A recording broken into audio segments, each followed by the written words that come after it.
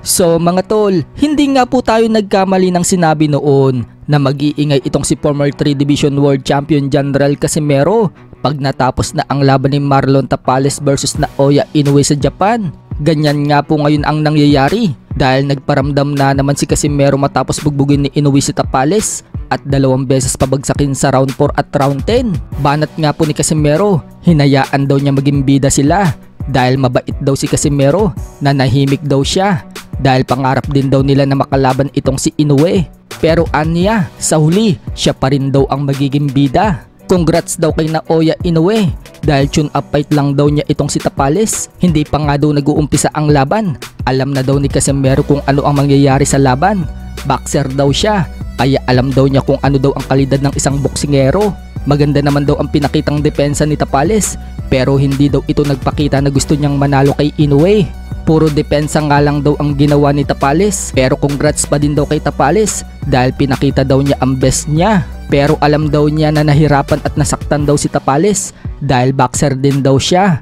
Mabilis daw talaga itong si Inoue at may lakas, pero kung siya daw ang makakalaban ni Inoue, hindi daw siya magpapatama at hindi rin daw siya magpapabugbog. Gusto daw niya, siya daw ang mangbugbog sa kalaban. Banat pa ni Cuadro Alas mga tol, kahit ilang milyon pa daw ang mga haters niya, pero pinatunayan daw niya sa lahat ng kalaban niya na hindi daw mananalo sa kanya. Pinaglandakan nga din po ni Cuadro Alas mga tol na siya daw ang pangalawang Pinoy greatest boxer. Top 1 daw si Manny Pacquiao at siya daw ang top 2 na tatalo sa Japanese monster na Naoya Inoue. Bukod yan, nakita na daw ni Casimero ang kahinaan ni Inoue at siya daw ang bahala sa 2024. Siya na daw ang kukuha ng undisputed para sa Pilipinas. Back to training tayo ulit. Tapos ng ano, New Year. Tapos ng New Year, bakbaka na naman. Makikita nyo na naman ang bida, ang angas ng Pinas. Ha? Kayo, pinabayaan ko kayo magiging bida-bida. Pero pagdating ng panahon, si Cuadro Alas pa rin ang bida. Okay, pinabayaan mo lang pala sila. Pinabayaan mo lang. Ganon. Sabi ko, kasi ngayon, choice ninyo yan. Pinabigyan yun. Pabigyan natin yung mga ganyan. Kasi, alam nyo naman, tayo, mabait tayong tao. Pinabayaan natin kung ano man yung gusto nila na marating kasi pangarap din nila yan. So, Naoya Inoue, congrats sa'yo. At alam ko, tune up fight mo lang yun. Nung wala pang laban, nagla-live ako na sabi ko, tune up fight lang to ni Naoya. Hindi nga ako nanood eh. Ayun, congrats sa Elite. Sa 2 boxer, si Tapales, congrats din sa iyo. At alam naman namin na pinakita mo yung best mo sa laban.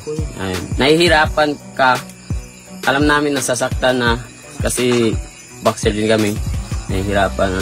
Tingin ko may lakas talaga si Naoya. Tapos, mabilis talaga. Pero pagdating talaga sa akin, hindi. Ako yung boxer na hindi magpapatama. Gusto ko ako yung magbugbog. Ayaw ko ako yung mabugbog. Sa kabilang banda naman mga tol, nagbigay naman po ng reaksyon ng sports analyst na si Atty. Ed Tolentino sa naganap na laban ng Inoue versus Tapales. Kung matatandaan, nagbigay nga po ng prediction si Atty. Ed Tolentino na aabutin lang daw si Tapales ng 7, 8 to 9 rounds kay Inoue.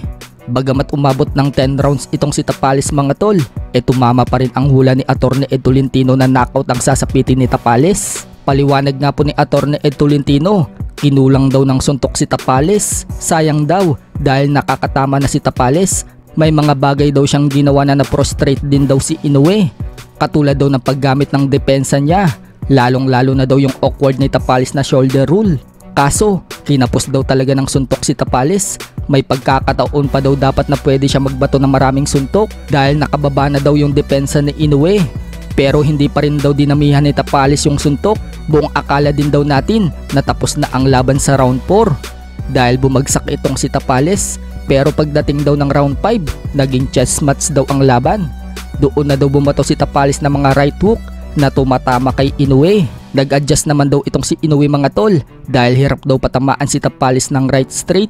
Mababa daw kasi ang stance ng Pinoy, kaya ang ginawa ni Inoue, dinudukot daw sa bodega si Tapales. At nang umangat na si Tapales, doon na daw pinakawalan ni Inoue ang right straight niya na nagpabagsak dito kay Tapales sa 10th rounds.